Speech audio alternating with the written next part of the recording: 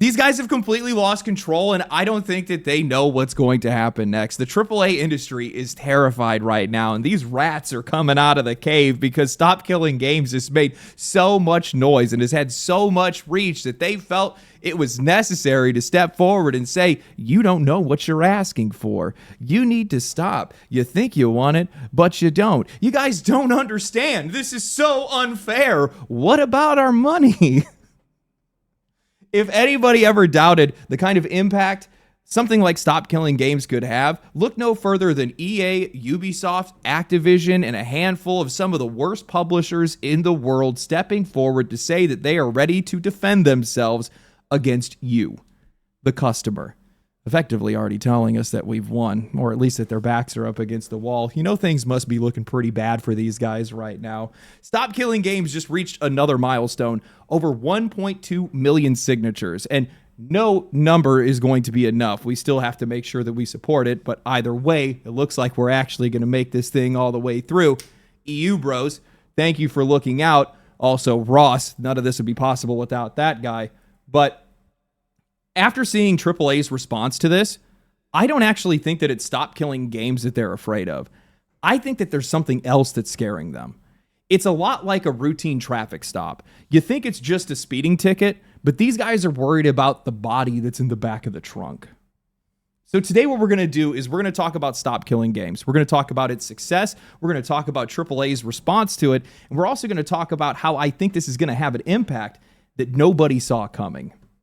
Victory is well within sight, my friends. A man chooses, a slave obeys. So AAA, would you kindly give us our games back? Since Ross's video essentially throwing in the towel, doubting the movement's chances, and debating what Stop Killing Games is or isn't, we have seen a storm of support erupt across all of social media, from small content creators to the gamers themselves, and then massive content creators like Voice Critical, Asmongold, Jacksepticeye, hell, even PewDiePie joined in, and as a result, the signatures for both the EU and UK petitions have blown past their initial thresholds. Now, it is worth noting that the organizers behind Stop Killing Games have urged people to keep signing regardless. Spoofed, miscounted, or discarded signatures are always going to be a risk, and you're better off with too many than too few, so if you want to support the cause, you should still sign, even after hitting 1 million. As of recording this video, it is now past 1.2 million signatures, and it's still climbing, with zero signs of slowing down. Some of that momentum is now being pinned on the backlash against Pirate Software, a content creator and developer who has made his disdain for the movement very clear by now. I hope that your initiative gets everything you asked for, but nothing you wanted.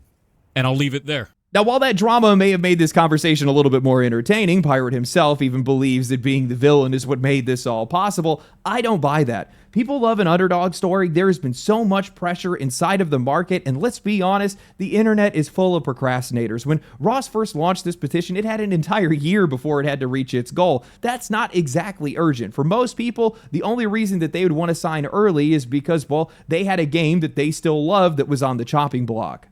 I think what changed is that this thing got close, and all of a sudden people saw it within reach, something that actually mattered, something that actually had a shot, and they wanted to be a part of that. Another year of AAA failures, another round of studios getting gutted, and now $80 games. This is what pushed people over the edge. They are fed up with AAA, fed up with how sanitized and corporate this industry has become, sick of watching their money being wasted, and everybody loves the chance to be able to save something at the last minute. It makes for one hell of a better story. That's why these signatures are still rising. That's why the conversation hasn't stopped. And at this point, it's hard to imagine that Stop Killing Games isn't going to reach the EU Commission. In fact, the AAA industry seems to agree with me that Stop Killing Games will likely succeed, because just recently, Video Games Europe, a lobbying group with a board that's made up of Epic Games, EA, Activision, Embracer, Microsoft, Nintendo, Sony, Take-Two, Ubisoft, and more, came forward to release a statement and a 2,000-word document pushing back against Stop Killing Games and preparing to defend themselves. Their statement read, "We appreciate the passion of our community. However, the decision to discontinue online services is multifaceted, never taken lightly, and must be an option for companies when an online experience is no longer commercially viable. We understand that it can be disappointing for our players, but when it happens, the industry ensures that those players are given fair notice of prospective changes in compliance with local consumer protection laws."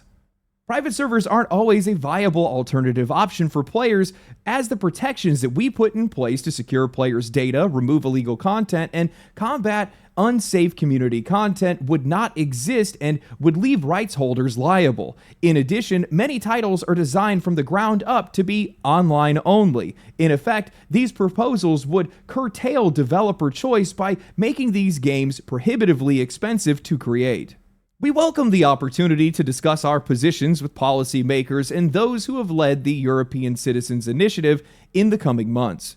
Yes, the Legion of Doom has surfaced to tell us that they're not the villain and that we only think that we want something, but we actually don't, and the entire world would fall apart without their generosity and protection. I love how in the very first paragraph they say, the industry ensures that players are given fair notice of prospective changes in compliance with local consumer protection laws. Yeah, that's the problem.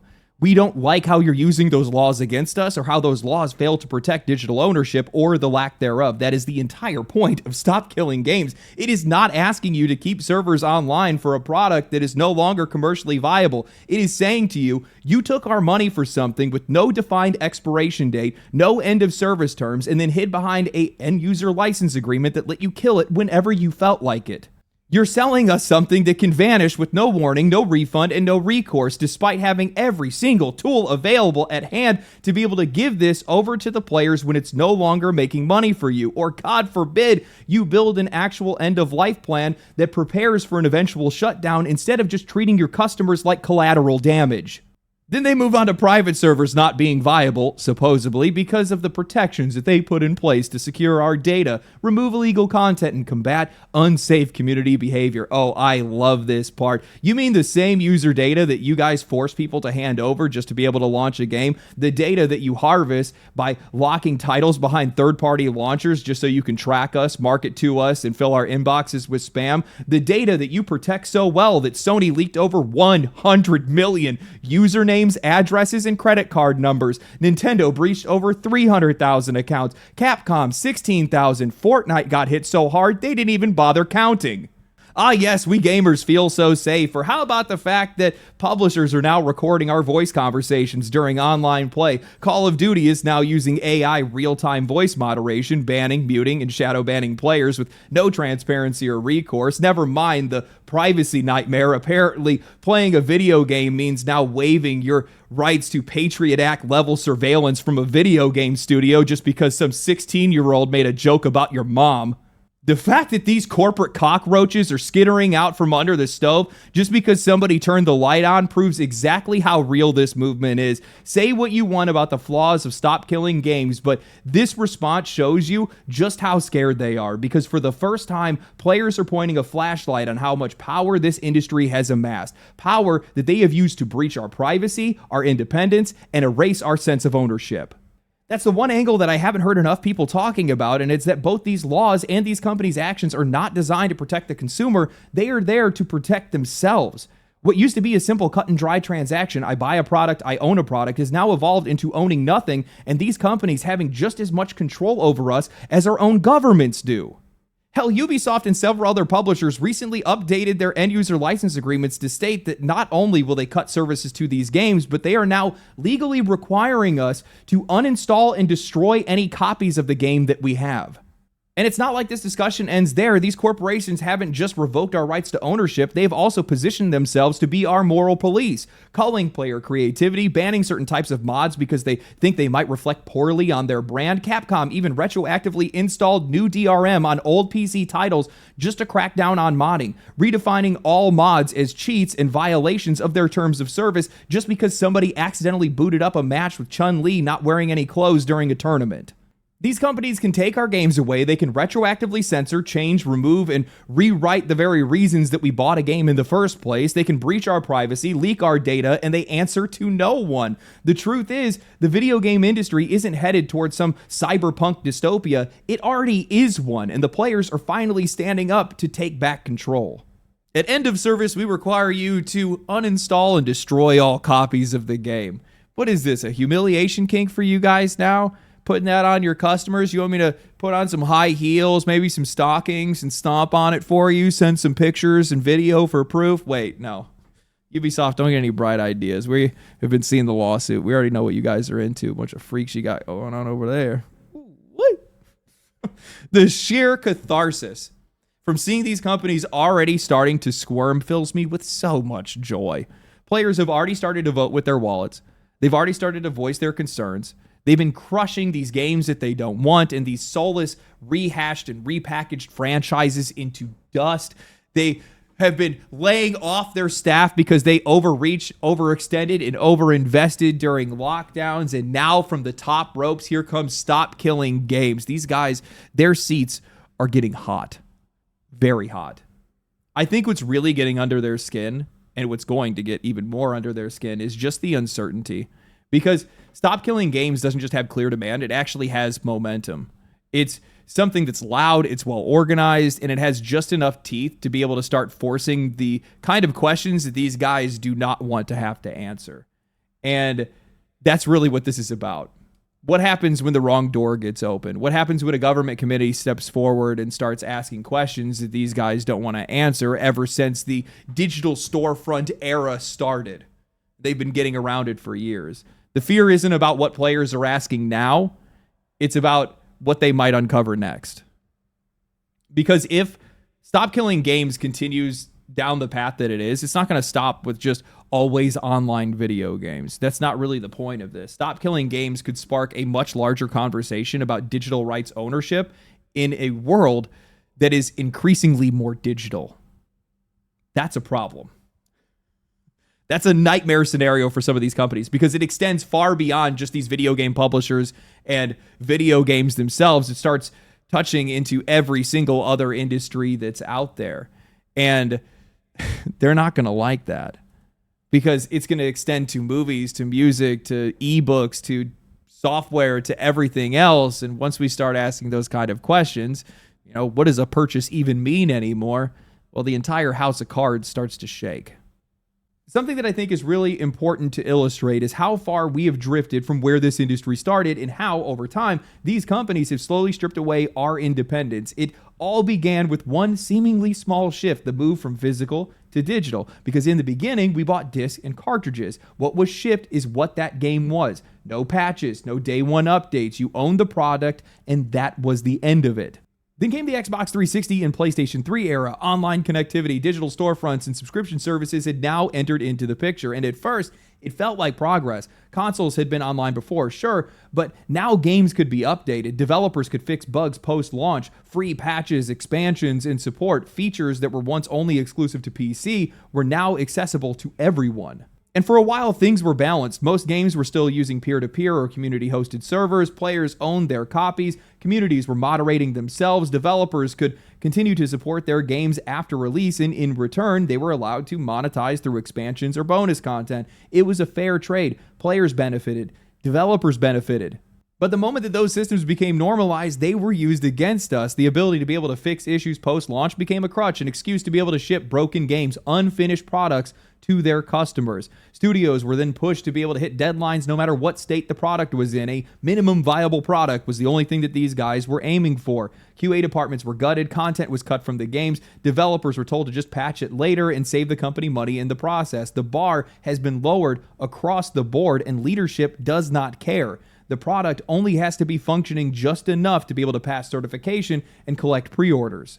Then came the next shift. Expansions gave way to DLC. DLC gave way to microtransactions, and now we can't even call them micro anymore. What began as a way to be able to extend the life of a product or a game after its launch became a business model that has sliced games into pieces, monetizing not just the content, but satisfaction itself, progression, cosmetics, modes, inventory space. All of it has been turned into revenue streams, and now many of those streams cost as much, if not more, than the actual game itself.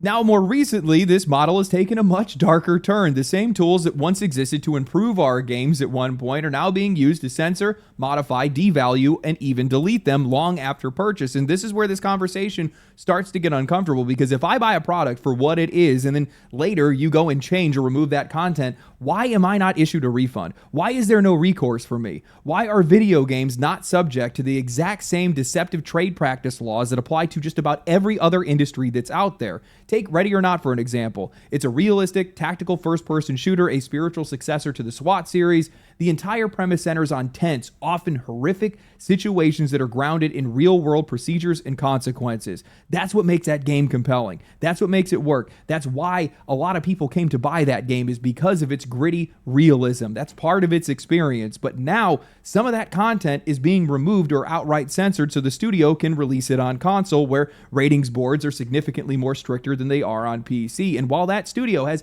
every right to pursue new platforms, PC players are the ones that are getting punished for it. Regardless of the content that's being cut or how severe it is, the fact remains, this was not a part of their intention when players made that original purchase. Players bought the game because of its unflinching realism, and now they're being retroactively handed a different product because the developer wants to make more money. But thanks to the way that end-user license agreements are written, those players have no recourse, no refund, no option to preserve the version that they paid for. Their only choice is to accept the censored product or walk away with nothing. And for me, that's why Stop Killing Games is so important. It's not just about server shutdowns. It's not just about live service and always online single-player titles. It's about how much control these companies have and how little the customer does. Because it's not just that these guys can pull the plug. They can chop these games up, reconfigure them, censor them, gut them, and you don't get a say. Hell, sometimes you don't even get a warning. What used to be I get what I paid for has now become who knows what this game is going to look like next month. And I think that's where the real danger lies for this industry, because if this keeps growing, if Stop Killing Games makes it to legislators, we're no longer just talking about preserving dead games. We're talking about redefining what it means to buy something in the digital age. And that's the line that these companies do not want to see crossed. Because the truth is, we don't actually buy digital goods, not in a legal sense. What we're being sold right now is a license, a permission slip, a revocable pass to access the thing that we thought we had owned until they now decide otherwise. It's a loophole, and they've built an entire digital economy around it. If lawmakers are forced to confront that contradiction, to look at a storefront that says buy now and then read an end user license agreement that says we can delete this at any time, it breaks that illusion. And if that illusion breaks, it doesn't just affect games, it affects every single company that is using that exact same bait and switch. Apple, Amazon, Google, Microsoft, Adobe, Sony, Netflix. If you start forcing refunds for core features that are removed, you start mandating offline functionality for a purchased game, you define digital purchase in the same way you define a physical one, that's a nightmare scenario for these companies. It opens the door to lawsuits, class actions, mandatory consumer rights disclosures, and resale protections, which is something they definitely want to avoid. It breaks the foundation that they've been standing on for the last 15 years. And that's why these guys are scared, because if Stop Killing Games keeps pushing forward, it doesn't just threaten a few old titles, it threatens the lie that powers this entire digital marketplace, and it gives players a path forward to be able to challenge it. Why do you guys think that Video Games Europe came out with a statement? Because Stop Killing Games is hitting a nerve, because it's forcing them to answer questions out loud, questions they have always depended on consumers not asking. Why can you revoke a product after I paid for it? Why don't players have the right to preserve what they purchased? Why is it legal to change content of a game after purchase without refund, no warning, and no version control? These guys are not going to have any good answers to that. They are terrified somebody in power might actually notice, because deep down, they know that this system does not survive scrutiny. It only survives in silence.